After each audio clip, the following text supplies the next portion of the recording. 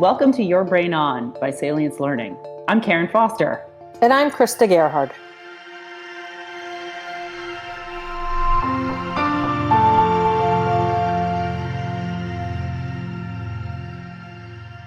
So thanks for joining us again today.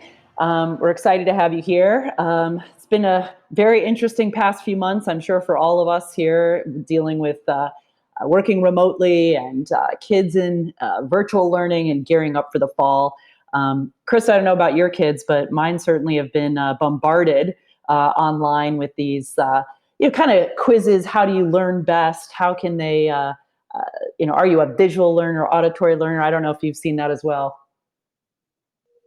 Definitely, of course, seen a lot of the quizzes pop up these days, especially in the era of COVID where everybody's looking for professional development opportunities. Mm-hmm. It's a great time to see those quizzes come up into our feeds.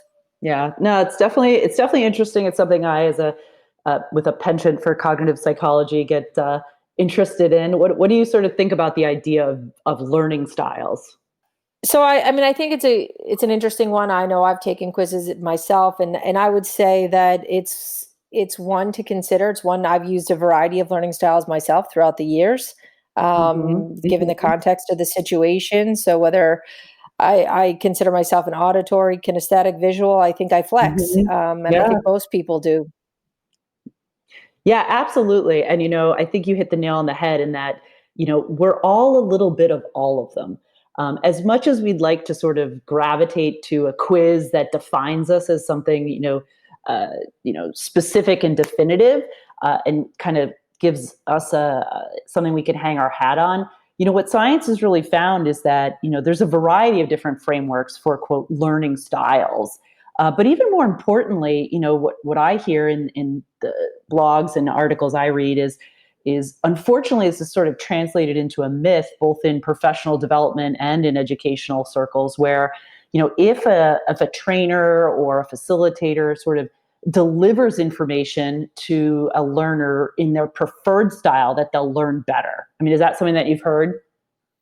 Absolutely. I mean, everybody's trying to make a connection with the learner. We're trying to tailor our delivery, our design to the needs of that learner. So this is an easy one to fall back on. What's their learning, their style, and how can I tailor what I'm delivering to their style or their method of receiving and absorbing information. Yeah. And, what's interesting, that's not a bad thing to, quote, like you said, fall back on. However, it's, it's surprising when I share with people often that it's really not scientifically proven, in the sense that, if I were to, so let's pretend, we could all travel and you were going to go on a bird watching trip, right? So to prepare for that bird watching trip and camping trip, you'd have to do a few things, right? You want to be able to plan your hiking route. You want to be able to set up your tent, and you want to be able to identify your most beloved bird call. So those three tasks that you have to learn, right? The idea of designing learning to a learning style, right, would take the approach of, okay, so Krista's an auditory learner. She's been defined that maybe by a quiz. So I should deliver those three lessons around planning a hike, building a tent, or identifying a bird call all auditorily, right? Because by designing my delivery of information auditorily, I'm aligning it to Krista's preferred learning style. But unfortunately, what's really the case and what's been proven is that outcomes of learning interventions or training doing that approach don't work any better. Mm-hmm. Yeah, no, I agree. I think it's not intuitive when you put that example out there. You put context around what it really means to design learning for somebody's individual learning style. So I think that example is a great visual, analogy for me to connect back to. Sure. Well, and really, in truth, what science tells us the approach we should take in designing learning is to think of those three tasks of mapping a hike, building a tent, and learning the call of your favorite bird, and design the learning based upon the content, right, and the objective of that learning, right? So, most of us would probably see the advantage of planning your hike. You would want to take a map out. You would want to have a visual. You would want to draw on a map, maybe a little bit of kinesthetic, but have that visual of the map and maybe see pictures of the trail signs, right? So you would be able to identify visually those trail signs. So that hiking, planning the hike, you'd use a lot of design, visual design tactics, right? Making people do that. Then with the tent, though, you still could show people, and we've all done it, right? The instructions for how to build a tent. I don't know about you, but whenever I've tried to build something just using instructions and looking at it, the instructions, sometimes those images aren't 100% clear. I don't know if you've felt that way too. Absolutely. How many, holiday gifts or birthday gifts for kids have we tried to assemble, and those instructions, sometimes part A just doesn't match with part B. But where the thinking about how to teach someone how to build a tent, right, that would probably be more kinesthetic activity, right? Take out the tent parts, give them some direction, have them practice, give them some feedback as they're doing it. And then finally, the last example, which is, training or learning how to identify bird calls, right? Reading about that, or the sounds, the reading sounds on a piece of paper of the different birds make, would kind of sounds a little bit comical, right? Blah, bleep, bleep, beep, beep, beep, beep, right? Versus beep, beep, beep, beep, right? So, but if we listen to that, we design the learning, from an auditory design, you can imagine you'd turn on a recording and listen to the bird call over and over and over. And then when you go and you actually execute that, it's in an auditory format again as well. So I don't know, I'll pause there because, it's something that I hear a lot.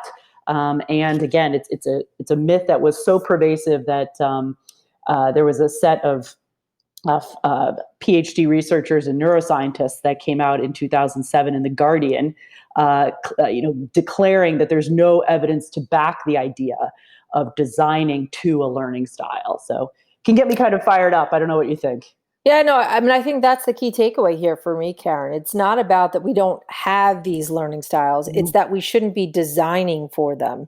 And, I Mm-hmm. think that's a great example of the bird call. And you would never write it out on a piece of paper as if it was a musical lyric and expect our learners to interpret it just because they all said that they learn best by reading, right? You would design your learning Mm-hmm. for how the content or the situation really, how it's related to it most.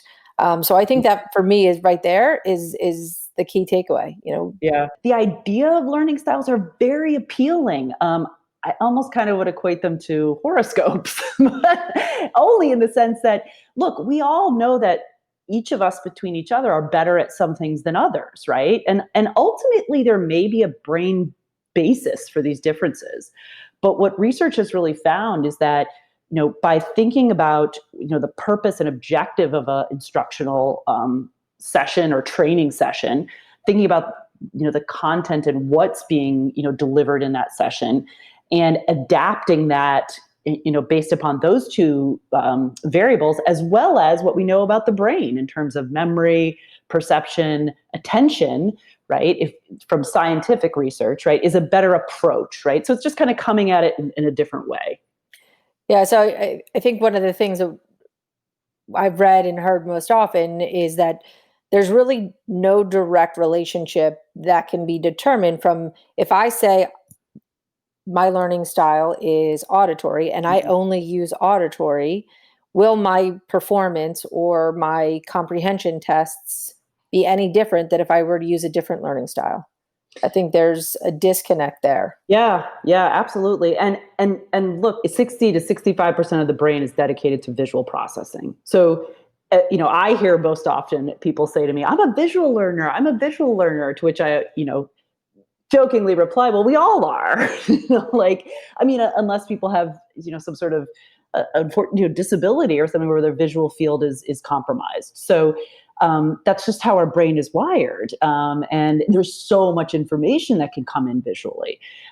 So it's a back and forth thing. I think for us at Salience, it's we want to take the most logical, right, and scientific approach to how we design learning, right? So we think about what is the performance objective, what is the goal and the outcome of what you want people to be able to do. Is it you want them to listen and hear something, or you want them to to take action and do something, or do you want them to, identify something visually, right? And if you think of those three things, and then, think of like the brain's ability to, absorb information, both auditorily or visually, and the glitches and brain bugs. We've talked about cognitive bias on our blogs, that you can really misperceive things, that actually have light rays that hit your retina. So, and you take that approach in thinking about how a design should come together, rather than saying, hey, in my learner audience, I have, 80% auditory learners, so the majority of this design should be me just talking to people. That's the difference. Absolutely. I mean, I think, you've explained it nicely here in the sense that we all recognize that we know what learning styles are. We can identify with learning styles, but at the end of the day, our design shouldn't be based upon an individual's learning style, and that we really need to think about the content and the situation to inform what the design should look like first and foremost. Yep, exactly. And I totally encourage all of our listeners to go to the Guardian's website. It was a March 12th, 2017 publication, and the individuals that signed it, let me just say some of their credentials: Chair of Neuroscience, Professor of Learning with Digital Technology, Professor of Developmental Neuropsychology, Emeritus Professor of Education. So highly regarded people that, recognize that this myth is pretty pervasive. And, we can't discredit when pervasive myths aren't addressed, as those of us that are learning and development professionals. It can kind of discredit us, right? It can be seen as less than rigorous and scientific. So just encourage people to, go out and research for themselves what sort of the top thinkers in the field are thinking about.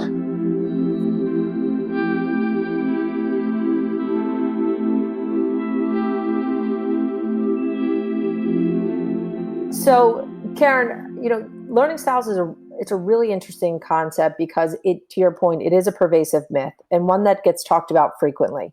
And as we are in the state of COVID-19, and you have people online doing a lot of self-directed learning, taking these quizzes, trying to better themselves. You have it coming up in conversation, especially with clients, and they're starting to sort of revisit things that they heard about in the past, and now trying to think about how they're going to incorporate it in the future. So there's been more than one conversation that we've had recently that looks at trying to evaluate whether or not we incorporate these learning styles into how we design. If we were to talk to that client today after having this conversation, how might we counsel them in a different direction? What's the right way to design? Is it using, or is it talking about these myths further, or what type of recommendations would you have? Yeah, no, it's a great question, and would go to even if stakeholders in somebody's organization were to say, well, I'm a visual learner, or I think the first thing is just to recognize that, we've all heard, it makes sense, right? And that in the sense that don't be combative off the first, don't jump down someone's throat and be like, that's completely wrong, but take a conservative approach and acknowledge how, we all gravitate towards these characteristics that distinguish us, because we are all different, right? Everyone is a different person. But maybe suggest how, that's what a lot of people have felt or found. But what research has found is that, by designing a learning intervention or learning training to someone's specific learning style, there's no better outcomes, right? So it could lead to a lost business opportunity, or it could lead to wasted time. So again, I would say the approach is, recognize that it's something common, that it's something very pervasive in our scrolling through world of quick quizzes and quick, 5-step solutions. And here's the 3 steps to solve all your problems. So recognizing that, and then saying, but hey, could I share some things that, research has found, right? In the sense of, if you combine, visuals and auditory appropriately in, say, an e-module or a virtual learning, you actually can get really robust response and clinical research. So Ruth Coven-Clark is a researcher who's done a lot of that. So, come back with it as an opportunity to educate stakeholders or, our clients on the approach to take is one that's backed by, science and evidence, So what I'm coming from hearing that is direction. being empathetic, but then also counseling towards a direction where you want to Exactly. truly educate on the science of learning. So if there were some areas that you would, recommend that the client were to look into to foster better design through the science of learning, what topics might you recommend? Yeah, that's a great question. So I would quote, Ruth Coven-Clark's research in the sense that, there has been evidence that looks at, should you just have visuals? Should you have just auditory? Or at what is the right appropriate balance to have between those two? And the other best thing to do is to just get feedback through the design, the iterative process of, connecting with your stakeholders, involving the learners, beta testing your approach, right? Hey, what do you guys think about this? Is this the right, level of information and level of detail to go from? Thanks for listening to this episode of Your Brain On. Please subscribe to the show on Apple Podcasts or wherever you listen to podcasts. I'm Karen Foster. And I'm Krista Gerhard. We'll see you next time.